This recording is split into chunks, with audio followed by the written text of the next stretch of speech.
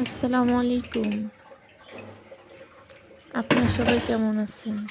এই যে সকালবেলা উঠছি, উঠে তাড়াহুড়া করে খিচুড়ি রান্না করছি। বলতে পারেন 10 মিনিটেই খিচুড়ি রান্না করছি। এত তাড়াহুড়া ছিল,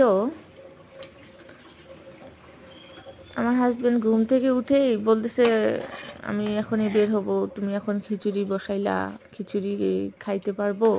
এত সময় তো নাই আমার হাতে।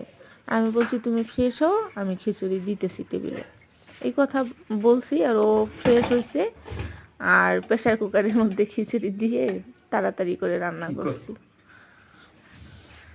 তারপরে তো গুছাই দিলাম। এরকম সকালবেলা খিচুড়ি শীতকালে খাইতে কার ভালো লাগে একটু জানাবেন কমেন্টে।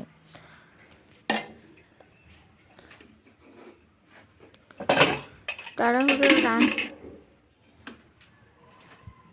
মজাই হয়েছিল, এতটাও খারাপ হয় নাই। আমার হাজবেন্ড আবার ফাজলামি করে বলতেছে, খাওয়া যাবে খিচুড়ি এত তাড়াতাড়ি করে যে রান্না করলা? আমি বললাম খেয়ে দেখো খাওয়া যায় কিনা। তো আল্লাহর রহমতে ও খাইয়ে বলছে যে না, মজাই হয়েছে। আমি তো ভয়ে ছিলাম, বাবা কি যে বলে। তাড়াতাড়ি করে রাঁধছি তো। সবজি অবশ্য কালকে রাত্রেই আমি কাইটা রাখছি। ফুলকপি, সিম, আলু, 2টা টমেটো। 2টা মানুষের রান্না তো অল্প করে করলেই হয়ে যায়। আর দুপুরবেলা আমার দেবর আসে খাইতে শুধু।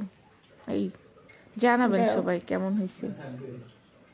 আসসালামু আলাইকুম।